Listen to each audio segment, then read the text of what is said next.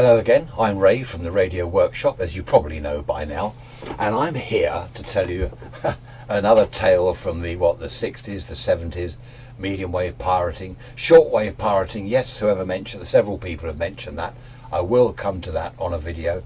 There was a lot of short wave pirating going on, 6.2 megs around there. I'm talking about music, not chatting like 6.6 megs, Echo Charlie. Oh, what am I saying? Happy days. So yes, I'm talking about pirate music stations, 6.2 megs. The broadcast band, just above the broadcast bands, basically. I'll come to that in another video. But first of all, let's what's this? Look at this, a 19 set. Good grief, whatever next. Happy days in the 60s, 70s, 19 set. There we are. Anyway, I'm not here to talk about that. Do you remember, I think was it the last video, I said about I would go sometimes hunting for pirate stations on a Sunday. That's if I wasn't pirating. I mean, that's if my friends themselves weren't pirating. Transistor radio, track down the pirate station, drive around in the car. I found one. This is the Mary Celeste one I mentioned. Country lane, okay. Driving along, front end of the transistor radio, way overloaded. I'd obviously just passed the transmitter, the aerial, the whole setup. Country lane, fields, no houses, nothing. So I reversed up, and there was a kind of entrance bit to the field. No one there. I just got out, had a look round. No one around anywhere. I could see the aerial, and I don't know, do you remember those sort of little brick built hut thing with a sloping roof, only about this high, only sort of 4 foot square, if that. Wooden door on the front with a padlock. I've been trying to find a photo of one.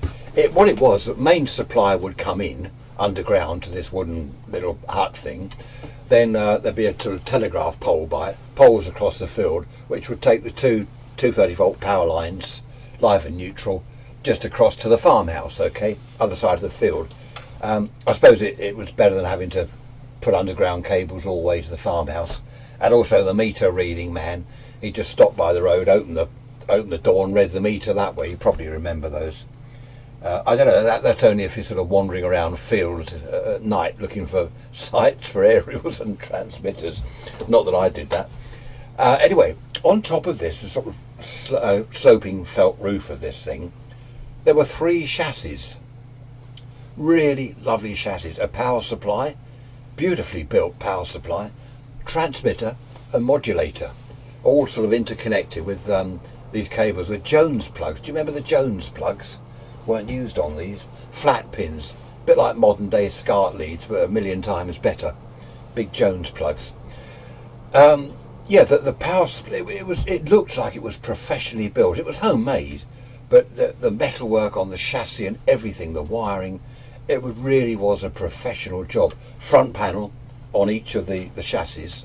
So on the power supply you've got metering, on the transmitter you've got metering, even on the modulator there's metering there. So you can see the audio level and stuff like that. Really beautifully built, professional job. Anyway, and a cassette tape recorder. Yes, the proverbial cassette tape recorder playing the music and the DJ and everything. And this was all transmitting away, and brilliant. It was a lovely signal. I tracked it for some time, for some distance away. A lovely signal, but there was no one about. I'm sort of looking around, no one around. I thought I must have frightened them off. They'd seen me coming up the road. They'd seen me reverse. They ducked into the bushes somewhere. That's what I thought, anyway. To complete the kind of Mary Celeste scenario, is it Mary? It's pronounced Mary, isn't it? It's Mary. Anyway. Okay, there were even cigarette ends stamped out on the ground, by this little hut thing. So people had been there, but to complete it, all you wanted really was a sort of warm cup of coffee or something like that. But that would have been good. Or smoking cigarette kind of in an ashtray there or something. Excellent. So anyway, there was no one about, and the cassette was playing. Obviously the signal was going out, putting out a good signal. And my first thoughts, I was looking around at the transmitter, I was taking an interest in that, and then I thought, well, if I frighten people off, if they are hiding in the bushes somewhere, I don't want to spoil it for them. The cassette tape, I don't know whether it was a C90 or whatever the tape was, but it was not far from the end of the tape, so someone was going to have to turn it over or put the next tape on. So I got back in the car and drove up the road. I thought I'll leave them to it, I'm not going to spoil it for them. I drove a few hundred yards up the road and stopped in a little lay-by and just basically listened to the transmission for a while. So the cassette tape obviously came to an end, and just this clean, beautifully clean carrier I was listening to. No hum or anything. It was, oh, by the way, it was on top of the hut because that's where they got the mains from for the power supply. They tapped into the mains in the hut. Brick built thing. I said wood earlier, they're brick built, aren't they? Anyway, I'm just listening to a carrier now. And I'm thinking, well, come on, come out of the bushes and do the tape, turn it over or stick the next tape in the cassette. Nothing, just this carrier. I waited, I don't know, 15, 20 minutes. And then I drove back because obviously no one was around. I drove back down the lane and I switched the transmitter off because, well, one thing that did cross my mind, if the GPO were going to turn up, if they were DFing it, they're going to turn up and there's my car, me standing there like, oh, you're nicked. Yeah, but it's not mine. Yeah, right. We've all heard that one. So I turned the transmitter off, and also it had started to rain. So I didn't want to see all these beautiful aluminium chassis all get wet. So I turned it off. I started unplugging these big Jones plugs, and I had the boot of my car open. I started putting everything into there because it did start to come down quite heavy, the rain. And I finally put the whole lot in, shut the boot, and I'm thinking, well, what do I do? Because I couldn't just leave the transmitter there. Pouring with rain by this stage, no one about, it would have been a shame. Well, it would have all got wet and blown up and ruined everything. So I didn't just drive off immediately. I just sat in the car, had a fag, what was it, 10 number 6 and a box of matches, as you used to in those days, not anymore, I hasten to add. And I sat there, I don't know, half an hour, just tuning around on my radio, listening to other sort of pirate stations that were around. Obviously no one was going to come back. Most peculiar. So I drove off. Once I got the transmitter home, took it into my shack, as it was called then, not a workshop, it was a shack. I had a proper look at it. What was it, the 5B/255M or something, miniature 807 valves, we knew them as. That rings a bell, 5B/255M. Anyway, in the PA of the transmitter there were 3 of these in parallel, and a couple in the modulator. I think they were push-pull. The output, the modulation transformer was a beautiful big thing. I don't know where they got that from. I'm sure, yes, it did. It was push-pull on the modulator into this lovely transformer. It was a proper modulation transformer, designed for push-pull audio output and the rest of it. That alone was worth a lot of money. As I say, there's all the metering on the power supply. There's sort of volts and current and stuff. You can see exactly what's happening there, all properly fused and regulated. The transmitter itself, just go to the modulator. There was a filter, an audio filter built into that, which obviously kept the audio bandwidth. They don't splatter all over the band. Kept it down to 4.5 kcs, whatever. Keep the audio nice and narrow so it doesn't splatter everywhere. The transmitter was crystal controlled, but there was a socket on the front and a switch, Xtal or VFO. A socket on the front for a VFO, beautifully built. Not a coax socket, a BNC socket, really nice. The aerial socket on the back, I can't remember what that was. I think that was it was a PL259, but it's just a single wire aerial, of course. The PA, the tank circuit, beautiful, huge coil, lovely variable capacitors, extremely well built.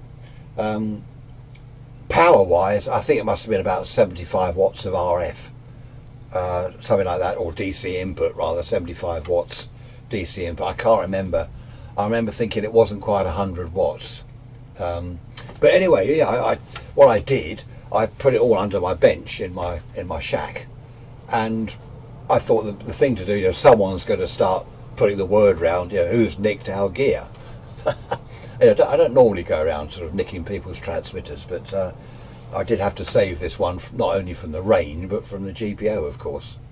No, the aerial socket, the PL259 is a plug. The socket is the, someone's put one on here, SO239 aerial socket. Yeah, so I put the word, down the pub, of course, all the lads were there, and I said what had happened. A couple of them had been listening to the transmission, and they thought it ended up just a carrier.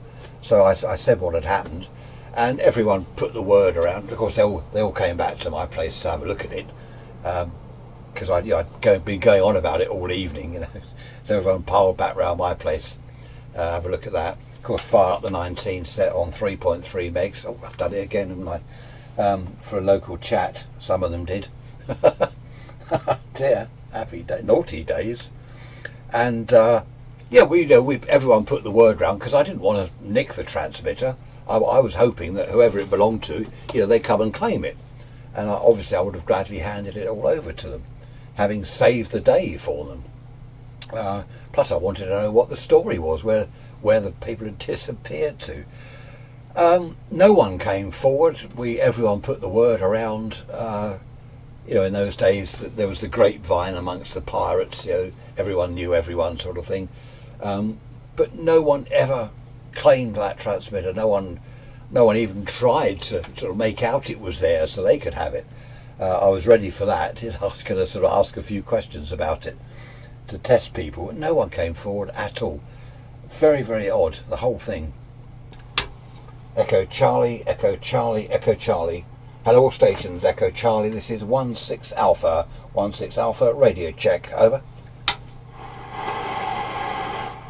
Oh, sorry. What am I doing? Cut. Oh dear. No, this is... there we are. It's not... this belongs to a customer, actually. I've just checked it over for him. The transmitter I've disabled, okay, because he doesn't want that. Anyway, that's beside the point. Look, let's turn this off. We don't need Echo Charlie. Or do you remember the Delta Oscar, Delta Oscar, Delta Oscar? Hello all stations, Delta Oscar. This is 4 Alpha, radio check. I say again, radio check. Over. Hello 4 Alpha. No, stop it. So where was I? Yeah, I kept this transmitter for 6 months. Nothing had happened. After about a year, it's still under the bench. So what I did, by this stage, I'd got my license, my amateur radio license. So I fired the thing up on top band, 160 metres. I had a Reese Mace VF. Do you remember the Reese Mace equipment? Not a lot of it around, but I had a beautiful Reese Mace VFO, which I plugged into the front of this transmitter and loaded up beautifully on top band, and I used it for ages. Also on 80 metres, of course, and obviously between 160 and 80 metres you've got the trawler band, so there's all the local fishermen just out in the English Channel, because I'm down on the south coast, so I used to listen to them. Of course I didn't, but some of the lads would chat to them. One of them, he had a 62 set in his boat. Do you remember? This is the 19. There was the 22 set, the C12, the 62. He had this 62 set and this kind of tank aerial on the sort of top of the cabin bit. The proper 12-foot, was it, tank aerial? And, you could have a chat with him. How are you doing? What have you caught today? What's the fishing like? I didn't do that, of course. The reason I didn't let anyone else use it on medium wave was because I didn't want it confiscated. If the GPO had found that, well, that would have been a kind of prize haul for them. They'd have taken that home, I bet. I didn't ever let anyone use that on medium wave. I just used it on the amateur bands ish. Dear me. So yes, no one ever came forward. No one ever came to claim it. Just most peculiar, the whole thing. I forget what happened to it in the end. I moved house 2 or 3 times and things disappeared, don't they? I don't know what happened to it. I can't think. I would have sold it. Anyway, there we are. So yeah, next time, hope you enjoyed that one. Next time I will do the shortwave business. Quite good fun. Shortwave party, music wise. I don't mean Echo Charlie and Delta Oscar. because you get reports from kind of all over Europe, you know, on 6.2 megs with a good aerial and a bit of power, especially well, at night. Good grief, you know, you sort of go thousands of miles. Great fun. Again, not that I ever did that, I just listened. Look at that, there's no plug on the... Actually, this was an 18 set microphone, but of course we used to fit, put an EF86 valve in and then use a crystal microphone, but that's another story. Hope you enjoyed it. Thanks for watching. Bye bye.